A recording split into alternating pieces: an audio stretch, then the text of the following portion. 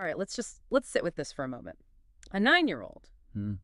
not just, learning, but teaching, challenging even, Hmm. calling out what he sees as these, well, profound errors in spiritual leadership. Quite an image, isn't it? It really is. It grabs you immediately. And that's exactly where our deep dive is taking us today. Yeah. We're going to unpack this passionate denunciation from Brother Neriah. He's a student, a remarkable one, at King James Bible University. Just 9 years old. Exactly. And he's squarely taking on this group he calls Elders of Israel, or EOI. Right. Our journey into this, well, fascinating topic is mostly guided by his own voluntary video presentation. Which is quite something in itself. It really is incredibly insightful material. And we've also got some detailed analyses and study guides that kind of break down his arguments further. Our mission today, I think, is pretty specific. We want to thoroughly explore Brother Neriah's arguments, these really compelling points he makes, Mhm. and look closely at the scriptural backing he presents. Yeah. Really try to understand the depth of his conviction, because it's unwavering. Absolutely. So we'll be distilling the core ideas from his claims, connecting them to that broader context, spiritual understanding, the unique approach of King James Bible University. Yeah, that's important context. Definitely. And all while, respecting the power and the clarity of his message. And this deep dive, you'll find, it isn't just about, a young student making a bold stand. No, it's more than that. It's a really powerful illustration, I think, of how these deeply held beliefs get formed. Yeah. How scriptural interpretation can differ so much. Wildly sometimes. And what it really means to stand up for truth, or what you see as truth when you're facing what you perceive as deception. Mm-hmm. So by the end of our conversation, you'll not only get this unique insight into a very specific spiritual debate, Which is fascinating in itself. but hopefully sharpen your own critical thinking skills too. Help you evaluate information more effectively, whatever the source, whatever the claims. That's the goal. So let's introduce you properly to this really remarkable individual at the heart of it all. Brother Neriah is 9, a 9-year-old student at King James Bible University. And what's just astonishing, really captivating, is the level of insight he shows at that age. It's pretty rare. It is. He attends these classes, which are apparently quite extraordinary themselves, taught by Elder David Martin, Elder Carlos Johns, and Deacon Kaleo Manning. Mm-hmm. And Deacon James is there specifically for the younger students. But here's the thing that really speaks volumes. What's that? Many adults, grown-ups, still go to these same kids' classes. Oh, interesting. Why? Because the content, apparently, even for the youngest students, is so profound, so insightful, so rooted in this deep spiritual understanding that it benefits everyone. Wow. That says a lot about the teaching. It really does. And Brother Neriah, even at his young age, he shows this astonishing, almost like innate ability to spot what he calls wolves in sheep's clothing. He uses that term specifically. He does, and identifies groups like the Elders of Israel as exactly that. And what's really fascinating here, I think, is the educational philosophy that kind of underpins all this. It's fundamental to understanding his arguments, you see. Right, the university's approach. Exactly. King James Bible University is, vehemently against using what they call preceptual methods in teaching. Okay, can you unpack perceptual methods a bit for us? Sure. Typically, it involves taking individual verses out of context, or maybe building doctrines just by stringing together unrelated verses, the kind of thing. Yeah, I think so. Proof texting almost. Sort of, yeah. Huh? Instead, the university champions what they call biblical perceptual methods with spiritual comprehension. Okay, so what does that look like in practice? It means their focus is on understanding biblical truths through relational parable similitudes.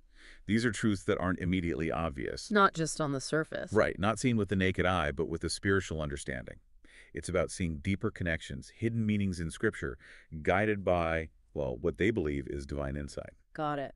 And as we'll definitely see, this exact approach is reflected powerfully in pretty much every aspect of Brother Neriah's presentation. And it's this foundation, then, this deep philosophical and methodological stance that really sets the stage for the conflict Neriah initiates. It absolutely does. His deep dive goes right after the Elders of Israel, EOI. He adamantly accuses them of spreading what he calls false teachings. Straight to the point. Very. And the core of his attack is incredibly precise. He pinpoints what he alleges is EOI's scriptural error in, get this, making up name meanings from the Paleo-Hebrew writings that was transliterated to the English language. Okay, that's a serious charge. Let's break that down a bit. Yeah, so for listeners maybe less familiar, Paleo-Hebrew, as you said, ancient script. Yeah. And transliteration is that painstaking process of representing sounds and characters from one language, like Paleo-Hebrew, using the alphabet of another, like English. Right, not translation of meaning, but representation of sound characters. Exactly. So Neriah's point is that EOI, in his view, aren't just misinterpreting. They're actively fabricating the meaning of these ancient transliterated names. Wow. So not just getting it wrong, but making it up. That's his claim. And this isn't just, a small argument over words. It's a really serious claim when you're talking about foundational religious texts with immense spiritual weight. It challenges the very integrity of their whole interpretive process. Completely. And what's more, Neriah explicitly connects this alleged error to EOI, speaking directly against Elder Michael Johnson. Ah, so it connects back to him. Yes. Specifically, challenging his expertise as a master Hebraist, someone who can actually read and write Paleo-Hebrew. So Neriah sees it as them attacking the expert, while simultaneously making errors in that expert's field. Precisely. For Neriah, this isn't just a disagreement. It's a direct assault on what he sees as true biblical authority and scholarly accuracy. It hits the very core of genuine spiritual leadership, in his view. That's a crucial point. I mean, for a student so young to identify what he sees as these fundamental errors, errors concerning the very language of the scriptures, Paleo-Hebrew, transliteration, and the authority of Elder Michael Johnson. Yeah. Tells you a lot about the depth of his conviction, doesn't it? It really does. He's not just like repeating something he heard. He's laying out a specific detailed critique. Yeah. A critique that, for him, shows a systemic flaw in EOI's whole approach to the Bible. Right. It's foundational for him. Absolutely. For Neriah, it's not a minor theological point. It's a fundamental misstep. It basically undermines everything EOI teaches, from his perspective. Building on sand versus rock, maybe? That's a good way to put it, yeah. From his perspective. And this deep engagement, even at 9 years old, it really speaks volumes about the KJB University's teaching method, aiming for that deep, critical discernment. Okay, so Neriah starts his presentation, and he doesn't ease into it, does he? No, not at all. He dives right in. He launches immediately into what he considers the most serious accusations against EOI. He states really clearly that EOI claims Elder Johnson is a liar and he's a devil. He's a serpent accuser and an evil one. Well, Satan. Whoa. That's stark. Stark, powerful, deeply condemnatory. It sets this immediate tone of spiritual battle right from the start. Yeah. He really pulls no punches. And when you connect that to the bigger theological framework Neriah is working within, his interpretation of that, of EOI calling Elder Johnson those names, it goes way beyond just a personal attack for him. He sees it as EOI literally calling God a liar. Wow. Okay. And by extension, within his specific understanding, he views this as equating Elder Johnson with salvation of Jehovah himself. That's a very profound claim, equating the elder with salvation of Jehovah. It's a deeply profound and weighty claim, yes. And in Neriah's view, it elevates EOI's words from just slander to, well, a form of outright blasphemy. He actually says. He says EOI is calling Yahawasha and Christ in him a devil, just like they put in the thumbnail that Elder Johnson and Christ in him is a devil. So he's saying the attack isn't just on the man, but on the divine presence within him, according to his belief. Exactly. It highlights what he sees as an attempt by EOI to malign not just a person, but the very representation of truth and divine authority as he understands it. And to back this up, this extremely serious claim, he brings in a biblical parallel. A very powerful one. He deliberately links EOI's alleged behavior to the Pharisees' accusations against salvation of Jehovah himself. Which is an incredibly bold comparison for anyone, let alone a 9-year-old. Absolutely. He's directly aligning EOI's actions with these historical acts of, well, profound spiritual opposition and falsehood in the Bible. He's not just making a point, he's framing it within this huge biblical drama. Indeed. He carefully references Matthew chapter 9, verse 34. Okay, what does that verse say? It says, "But the Pharisees said he casteth out devils through the prince of the devils." Right. And Neriah's analysis here, even at his age, it's sharp.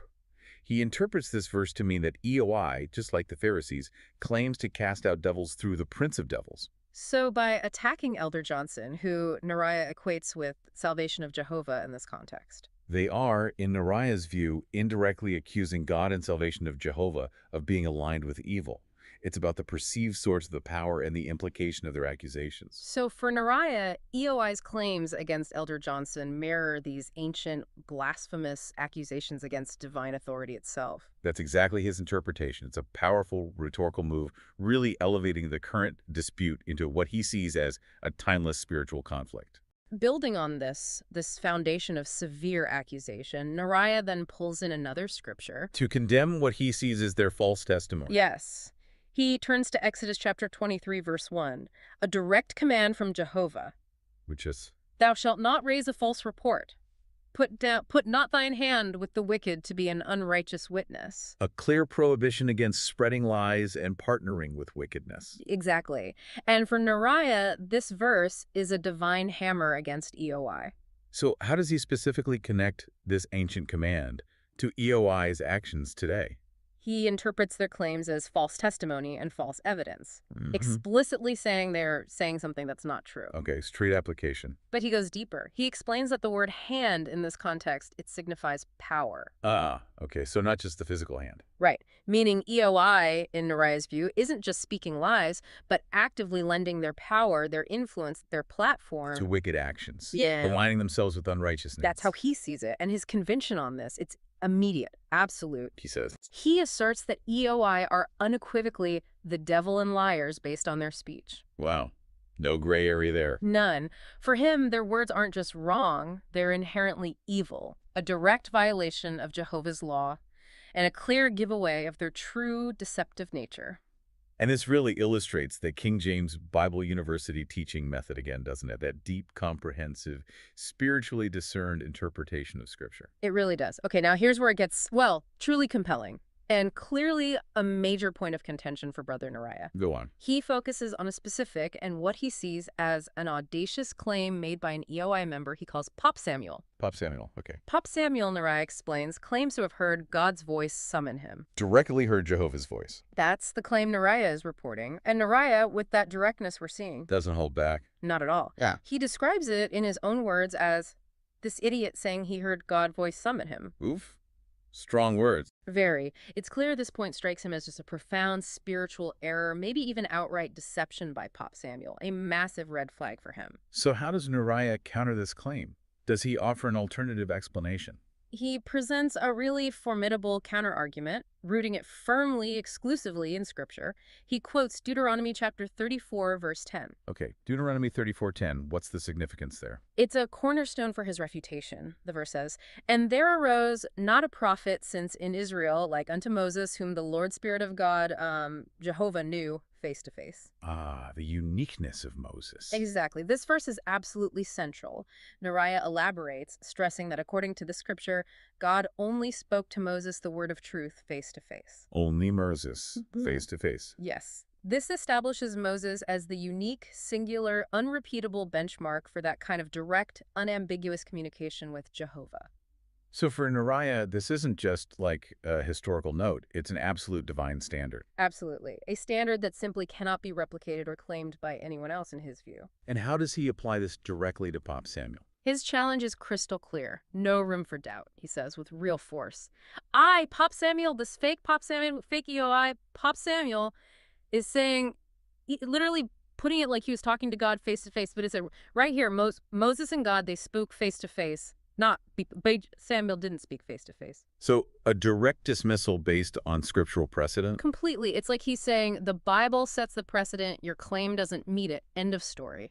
It really underscores how deeply he's internalized this biblical knowledge, challenging claims with surprising authority. And this assertion, then, it effectively categorizes Pop Samuel's claim as a clear lie. In Neriah's view, yes, an undeniable lie. And brands him a false prophet. Yeah. Because by claiming that unique face-to-face communication, he's trying to elevate himself. Neriah sees it as Pop Samuel trying to put himself on par with Moses, which, for Neriah, undermines EOI's spiritual authority right from the foundation. So not just a mistake, but a deliberate falsehood to deceive people. That's Neriah's take. It strikes right at the heart of how one can legitimately claim spiritual authority in the biblical framework. It separates truth from deception for him. Neriah then pivots. He moves to a crucial warning, showing that sharp spiritual discernment again. What's the warning? He cautions listeners not to be swayed by EOI's outward appearance, their presentation. How they seem on the surface. Exactly, he says.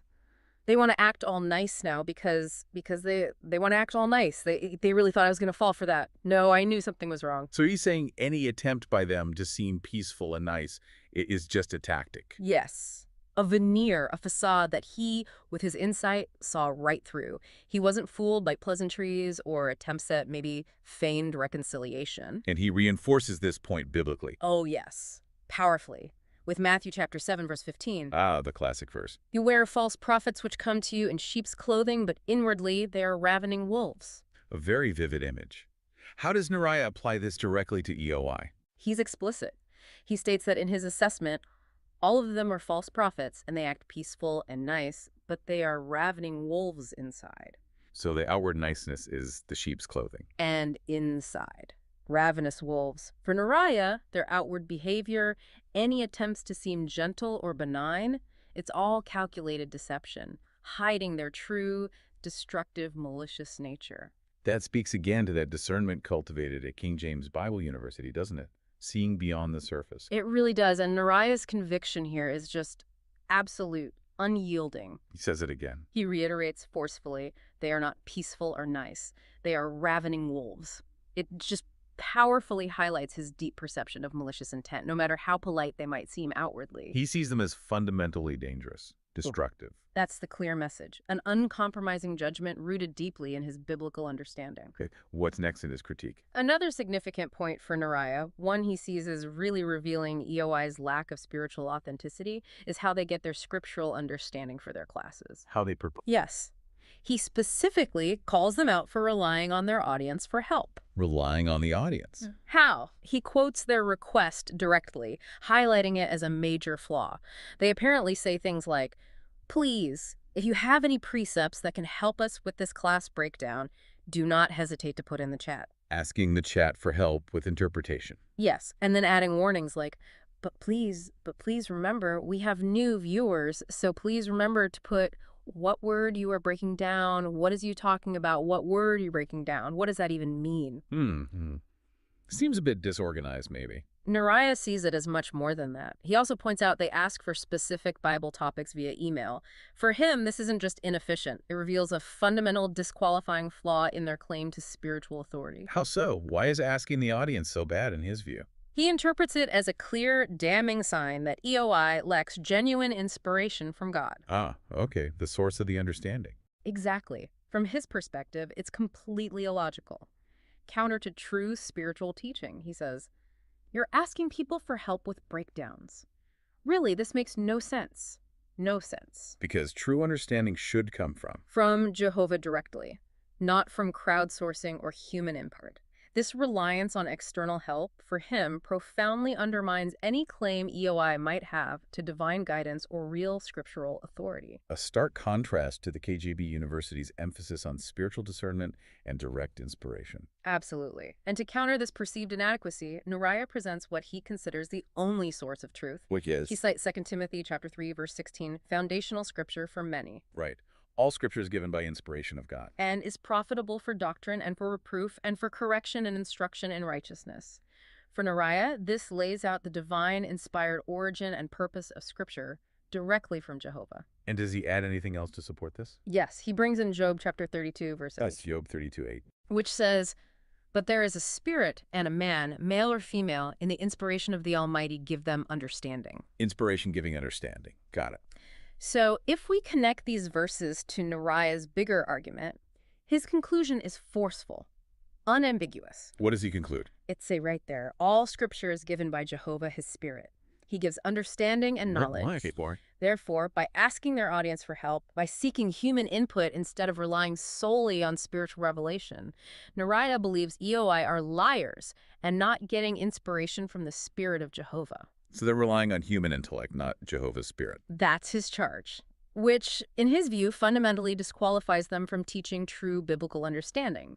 It highlights this core, irreconcilable difference in how KJB University, through Neriah, sees the source of knowledge versus EOI's perceived methods. It's about the very wellspring of truth. A fundamental disagreement. Absolutely. Neriah then moves towards perhaps his most condemning statements yet. He draws on that deeply rooted biblical principle. You know someone's true nature by their actions. By their fruits. Exactly. He brings in Matthew chapter 7, verse 20. Wherefore, by their fruits, which mean works, you shall know them. This principle, judging by works or fruits, it's a critical, uncompromising tool in his takedown of EOI. So how does he apply this principle, knowing by their fruits, to EOI with such severity? He immediately asserts, with just total conviction. I mean, like, know them by their works here. So they want to be all nice and peaceful on my first presentation.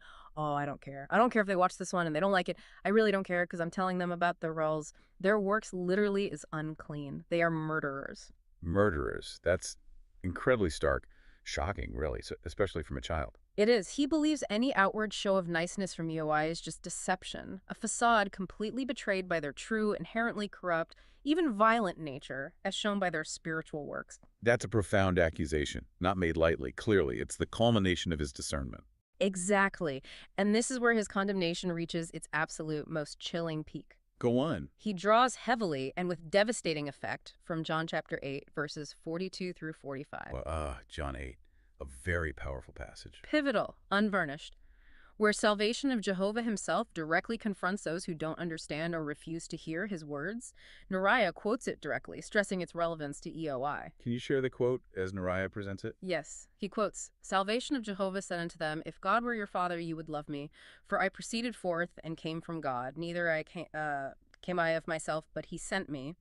Why do ye not understand my speech, even because you cannot hear my words? Ye are of the father, ye are of your father the devil, and the lust of your father you will do. He was a murderer from the beginning, and abode not in the truth, because there is no truth in him. When he speaketh a lie, he speaketh of his own.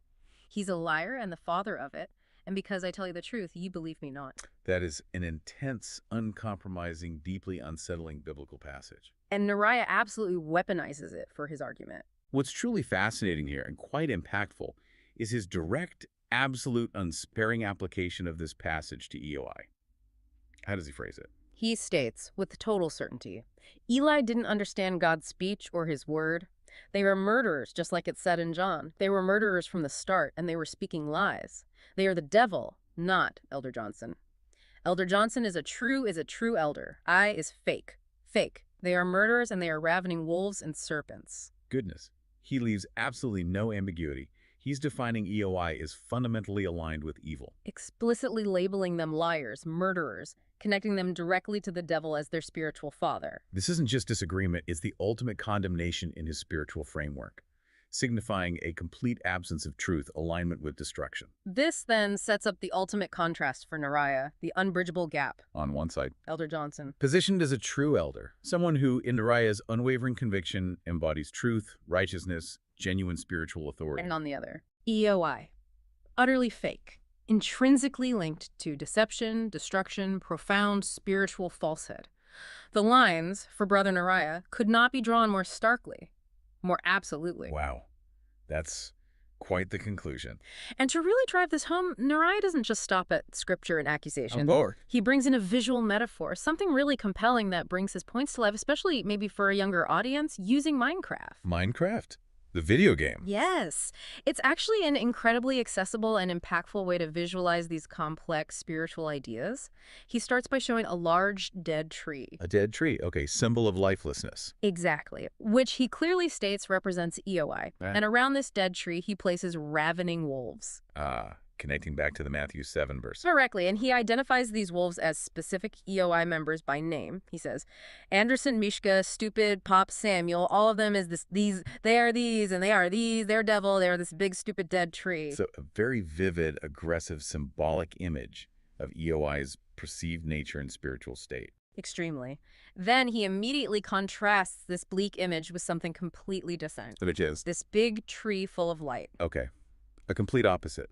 Light versus deadness. Precisely. This vibrant, illuminated tree, for Neriah, represents Elder Johnson and his whole group, the King James Bible University community. Embodying truth, guidance, Life-giving knowledge. That's the clear representation Neriah intends. The visual juxtaposition is incredibly powerful, intentional, clearly marking perceived good from perceived evil, life from spiritual death in his narrative. It's a remarkably effective way to convey such deep conviction. And his description of this tree full of light is equally specific, heartfelt almost. Paints a picture of warmth, protection, spiritual nourishment. How does he describe it? He explains.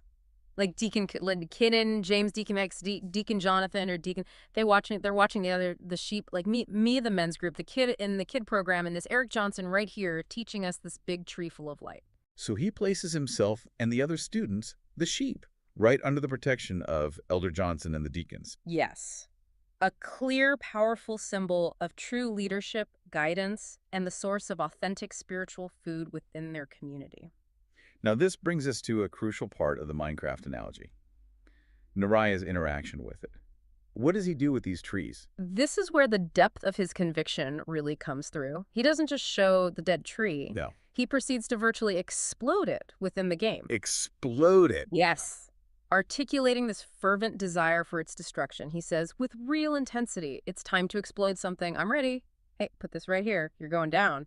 And it's going down. That's not just symbolic visualization, it's symbolic action, annihilation. It really is a visceral act within his chosen metaphor, powerfully representing his wish for the complete downfall and disappearance of EOI. It shows the profound emotional and spiritual investment he has in this. It turns a digital action into a spiritual declaration. And his desire for EOI's eradication, it's palpable, you said. Oh, absolutely. Communicated powerfully through his words and actions in Minecraft. He repeatedly expresses this deep hatred for the dead tree, this desperate wish for it to be utterly gone and to burn. What does he say exactly? He declares with this chilling intensity, that can burn. This is gonna burn. All of it. It could just burn, and you're cooked. You're cooked, man. You're going down. Goodness, that's extreme. It is. This extreme emotional response, channeled through Minecraft, serves as this powerful, almost primal representation of his unwavering conviction. A raw, visceral expression of his fervent wish for EOI's complete downfall, seeing them as something that must be utterly consumed and removed for truth's sake. Okay, let's circle back a bit, expanding on the foundational principles that so clearly shaped Neriah's presentation. It's crucial to reiterate Elder Michael Johnson's stance against those perceptual methods. Right, that strong, uncompromising stance. As we discussed, he strongly favors the biblical perceptual methods with spiritual comprehension, using relational parables, similitudes. And this isn't just about how to teach. No, it's a deeply held, core philosophical conviction. It dictates their entire approach to understanding and teaching Scripture. And the key point about this biblical perceptual method is that it fundamentally focuses on understanding not with the naked eye, but with a spiritual understanding. Right. Emphasizing that profound, divinely inspired insight, transcending mere intellectual analysis or academic frameworks. It's about discerning deeper, often hidden truths through spiritual revelation, not relying on external interpretations or human logic, cultivating that deep spiritual discernment. Which brings us back to Neriah himself. Exactly. What's so fascinating is how his presentation, even at 9 years old, perfectly reflects and embodies this very methodology. He's not just quoting verses detachedly. Not at all. He's showing a deep contextual understanding and applying it with conviction to what he sees as real-world spiritual situations. His arguments are rooted in Scripture and that spiritual discernment. Not confined to academic or theoretical frameworks. Precisely, which aligns perfectly with the KJB University's teachings. He's like living proof, embodying the very principle of spiritual comprehension he defends so vigorously. It really highlights the effectiveness of their unique educational model, doesn't it? Fostering that deep understanding from such a young age. It certainly seems to in his case. Which brings us back, full circle again, to Elder Michael Johnson's pivotal role. Absolutely central. He's consistently presented as the pastor, master Hebraist of biblical law, LX62. That title signifying profound leadership and unparalleled scholarly expertise in their tradition. And crucially, known within the university's teachings for speaking only truth found in the Bible. So his position isn't just leadership, it's ultimate scriptural authority for them, the arbiter of truth. So if we connect that to the bigger picture, Neriah's vigorous, passionate defense of Elder Johnson, It positions him as the embodiment of true teaching. The beacon of truth against EOI's perceived falsehoods. Exactly. For Neriah, Elder Johnson is the living testament to the KJB University's philosophy and its commitment to unadulterated biblical truth. Which means any attack on Elder Johnson is perceived by Neriah as a direct attack on truth itself, necessitating his fervent, direct response. And this deep dive wouldn't be complete without reminding you, the listener, about that core tenet of King James Bible University. They do not spread the message, but spread the ideas. Right, not just repeating phrases or basic evangelism. It's a much deeper ambition. And this foundational principle profoundly informs Neriah's whole approach, doesn't it? How so, exactly? Well, he's not just reciting verses or delivering some prepackaged sermon. He's conveying a profound understanding, a deeply internalized conviction about the very nature of truth and deception. Spreading the idea of what true authority looks like. Exactly. What false prophecy sounds like, what it means to be genuinely inspired by the Spirit of Jehovah. His presentation isn't just a performance. It's a compelling, deeply felt demonstration of internalized conviction and spiritual discernment, aiming to impart not just facts, but a whole way of understanding and interacting with spiritual reality. So what does this all mean for us then, having navigated this intense landscape of Brother Neriah's arguments? It's a lot to take in. It is. We've just experienced his passionate, remarkably systematic takedown of EOI, from calling them liars and devils, to challenging the Pop Samuel claim of hearing Jehovah's voice, exposing them as ravening wolves in sheep's clothing, pointing out their perceived lack of divine inspiration, and culminating in branding them murderers and of your father the devil. It's a complete, unyielding, spiritually comprehensive condemnation from his perspective. Which really raises an important question for each of us, doesn't it? How does Neriah's unwavering conviction, especially given his youth, make us reconsider our own ways of evaluating information, particularly spiritual claims? What's remarkable is his systematic use of Scripture to back up every single claim, even if his interpretations are delivered with such absolute certainty. It makes you reflect on the role of foundational texts in shaping belief and the authority we give to interpretation. Absolutely. And you've seen firsthand how he uses biblical passages not just as references, but as active, powerful tools for denunciation, clarification, building this absolute distinction between what he sees as truth and falsehood. And his use of contemporary analogies like Minecraft. Makes it relatable, impactful, shows a sophisticated grasp of communication that really belies his age. Ultimately, I think this deep dive shows us how profoundly individuals, even very young ones, can engage with and articulate complex spiritual ideas with such conviction and clarity. It powerfully underscores the importance, always, of critically examining sources of information and authority, whether it's spiritual matters, academic work, really any field where claims are made and truth is sought. Challenges us to look beyond the surface. Exactly. Delve into the foundational arguments, the underlying philosophies, the spirit of the claims being made. It's a vivid reminder, isn't it, that genuine understanding often comes from that deep personal engagement with ideas. And that sometimes the most surprising, profound insights can come from the most unexpected voices. Oh, so after witnessing Brother Neriah's passionate, systematic stand, maybe consider this. In a world just saturated with information, claims of truth, competing narratives, what metrics do you use? How do you discern genuine spiritual authority and inspiration from what you might perceive as deception or misguidance? That's a powerful thought to leave with. Thank you for joining us on this, well, really powerful and thought-provoking deep dive into Brother Neriah's compelling stand against the elders of Israel. Definitely something to think about. We encourage you to continue your own exploration and critical thinking about these profound ideas. Until next time, keep seeking those surprising nuggets of knowledge and stay well informed.